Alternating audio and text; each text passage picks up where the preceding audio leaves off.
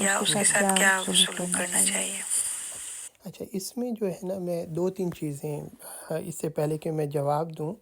میں دو تین چیزیں آپ کو بتاتا ہوں، تاکہ وہ جب ہم اس کا جواب پہ آئیں گے تو ہمیں اچھے طریقے سے پتہ لگ جائے گا کہ ہم نے اس کو ڈیل کیسے کرنا ہے۔ آقا علیہ الصلوۃ والسلام اس دنیا میں تشریف فرما تھے، اور حضور کے پردہ فرمانے کے بعد صحابہ جو تھے، سارے صحابہ تھے، حضور کی صحبت لی تھی، تو جب بھی کوئی بات آتی تھی تو کوئی صحابی کے ذہن میں اگر حضور کا فرمان ہوتا تھا تو وہ بتا دیتے تھے کہ بھی اس بارے میں حضور نے یہ فرمایا تھا، تو دوسرے صحابی اس پہ عمل کر لیتے تھے۔ اور یہ صحابہ کے دور میں ایسے ہی چلتا رہا، کوئی بھی یہ نہیں پوچھتا تھا کہ بھئی تم نے واقعی ہی حضور سے سنا ہے، یہ جو تم بات کر رہے ہو ایسا تو نہیں ہے کہ جھوٹ بول رہے ہو، کیونکہ صحابی سے ہم یہ توقع نہیں رکھ سکتے کہ صحابی حضور کی طرف جھوٹ کو منسوب کریں گے۔ لیکن ایک وقت گزرا کہ جب تابعین کا دور آیا، اور اس میں بہت سارے منافقین جو ہیں مسلمان بن کر جو ہے وہ شامل ہو گئے، اور انہوں نے حدیثیں گڑھنا شروع کر دیں، تو اس وقت پھر صحابہ نے جو رویہ اپنایا، پہلے نہیں تھا ان کا یہ رویہ، اب جب بھی ان سے کوئی حدیث بیان کرتا تھا، یا تابعین کے دور میں تابعین آپس میں جب حدیثیں آپس میں ایک دوسرے کو سناتے تھے، تو وہ یہ پوچھتے تھے کہ یہ بتاؤ کہ تم نے یہ حدیث سنی کس سے ہے؟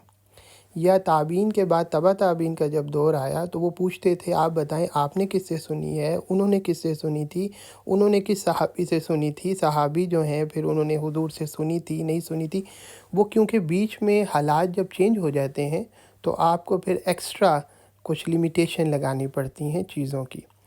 تو اصلاً اب اگر آپ یہ سمجھ گئے ہیں کہ حدیث میں ایک وقت نہیں سوال ہوتا تھا کہ آپ حدیث سنا رہے ہیں واقعی یہ حضور نے فرمائی ہے یا نہیں فرمائی، کسی کا کہنا کافی ہوتا تھا کہ قال رسول اللہ صلی اللہ علیہ وسلم۔ لیکن ایک وقت آیا جب حالات چینج ہوتے ہیں تو پھر وہ سوال کرتے تھے کہ صرف اتنا کافی نہیں ہے قال رسول اللہ صلی اللہ علیہ وسلم، ہمیں یہ بتائیں کہ یہ آپ نے کس سے سنی، انہوں نے کس سے سنی، اور یہ چین حضور تک پہنچتی ہے یا نہیں پہنچتی۔ اسی طرح ایک وقت تھا بہت اچھا تھا، کوئی شخص جو ہے وہ اپنی سفید پوشی میں، سفید پوش لوگ ہوتے تھے آج بھی ہیں، تو ہمیں وہ ذکر کرتے ہیں تو ہم ان کی مدد کر دیا کرتے تھے۔ لیکن بدقسمتی سے اس کے اندر بہت سارے لوگ جو پروفیشنل مانگنے والے بن گئے ہیں، اور وہ ایسے ایسے ان کے پاس انداز ہوتے ہیں، تو وہ جب انوالو ہو گئے تو اب ہم نے جب کسی کو دینا ہے اللہ کی خاطر، تو کیونکہ ہمیں خدشہ ہو گیا کہ بلکہ اس کی پرسنٹیج بھی آپ نکالیں تو آج کل یہ پرسنٹیج 50-50 ہو چکی ہے، تو اس میں پھر ہمیں احتیاط کرنی پڑتی ہے تھوڑی سی کہ کیا ہم جو دے رہے ہیں، یہ جو بندہ ہم سے مانگ رہا ہے، کیا واقعی ہی جینون یہ اس کو لگتا ہے جو ہم دے رہے ہیں، واقعی یہ مجبور ہے، تو بالکل آپ دیں۔ لیکن تحقیق کرنے میں بالکل یہ چیز ہمیں خیال کرنی چاہیے کہ اس کی سفید پوشی جو ہے وہ کھلے نہ اس انداز میں ہو کہ صرف اس کی حد تک ہی آپ کا جو دینے والا ہے اس کا معاملہ اس سے ہو، باقی تیسرے بندے کو نہ پتہ لگے، کیونکہ اصل جو ہے پردہ پوشی وہ ہمارا مین اسلام میں ہے کہ آپ اگر کسی کی پردہ پوشی رکھتے ہیں تو اللہ آپ کی پردہ پوشی رکھے گا۔ لیکن بیچ میں جب یہ چیزیں آ جاتی ہیں تو پھر حالات چینج ہوتے ہیں تو کچھ چیزیں آپ کو کرنی پڑتی ہیں۔ آپ کا دوسرا سوال ہے وہ میں بعد میں انٹرٹین کرتا ہوں کہ وہ اگر دے دیے اور بعد میں پتہ لگے تو کیا ہوگا۔ اس کو میں آپ کو ایک مثال سے سمجھاتا ہوں۔ اگر آپ کہیں پر مثال کے طور پر سفر پہ ہیں، کسی صحرا میں ہیں، اور نماز کا وقت ہو گیا ہے، آپ کو قبلے کا پتہ نہیں ہے، تو یہاں پر ایک ٹرم ہم استعمال کرتے ہیں کہ آپ نماز تو آپ کو پتہ ہی نہیں کہ قبلہ کس طرف ہے،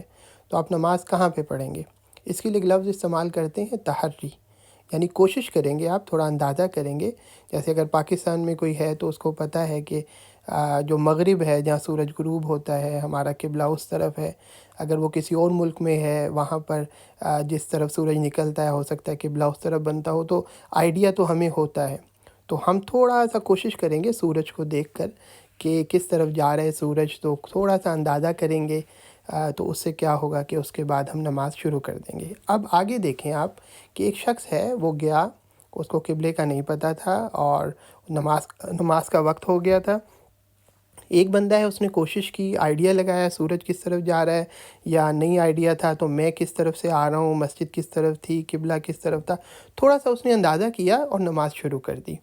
ایک شخص وہ ہے جو آیا، نماز کا ٹائم ہوا، اس نے کہا مجھے پتہ تو ہے نہیں قبلہ کس طرف ہے، اور اس نے نماز شروع کر دی۔ اب یہ دو بندے ہیں، ان دونوں بندے جو تھے، اب جو اے ہے پہلا بندہ،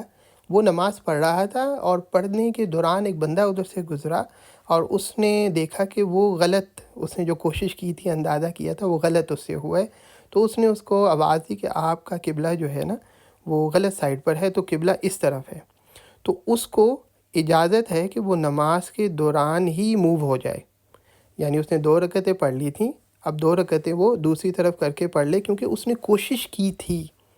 اچھا، جو بی بندہ ہے، دوسرا بندہ، اس نے کوشش ہی نہیں کی تھی، اور اگر وہ نماز پڑھ رہا ہے اور کسی نے آ کے اس کو کہا کہ آپ جو ہیں وہ غلط قبلہ کی طرف نماز پڑھ رہے ہیں، تو وہ نماز کے دوران موو نہیں ہو سکتا دوسری طرف، بلکہ اس کی نماز ختم ہو جائے گی۔ اب وہ نماز توڑ کے اپنی دوبارہ نماز صحیح قبلہ کی طرف پڑھے گا۔ یہ فرق کیوں ہے؟ فرق اس وجہ سے ہے کہ ایک نے کوشش کی تھی،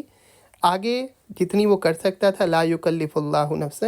الا وسعہا، اس کو جتنی وہ کر سکتا تھا اس نے کر لی۔ دوسرا تھا وہ جتنی کر سکتا تھا اس نے وہ بھی نہیں کی، اس وجہ سے یہ دونوں کا فرق ہے۔ اچھا، اب اس کو آپ لے لیں، وہ جو آپ نے سوال پوچھا کہ آپ نے اگر کوشش کی ہے اپنی، اور اس کے بعد آپ نے کسی تک اپنی چیز پہنچا دی، اور بعد میں آپ کو پتہ لگتا ہے کہ وہ فراڈ تھا اور اس نے میرے سے جو ہے پلاننگ کے ساتھ پیسے نکلوا لیے، تو آپ کو ثواب ملے گا یا نہیں ملے گا؟ بالکل آپ کو ثواب ملے گا، آپ کی نیت اچھی تھی، لا یکلف اللہ نفسا الا وسعہا، آپ کی جو جتنی کوشش آپ کر سکتے تھے آپ نے اپنی کوشش کی، تحقیق کی، آپ کو ثواب ملے گا۔ اچھا، ایک شخص ہے اس نے کوشش ہی نہیں کی، اس کو پتہ بھی ہے کہ آج کل حالات ایسے ہیں، لوگ فراڈ کرتے ہیں، اور اس نے بودر نہیں کی اور اس نے بس دے دیا، ٹھیک ہے، اس کو بعد میں پتہ لگا کہ وہ بندہ واقعی فراڈ تھا، تو اس کو کوئی ثواب نہیں ملے گا، ٹھیک ہے۔ تو یہ دونوں الگ الگ مسئلے ہیں، ایک تو یہ بات ہوگی۔ اچھا، اس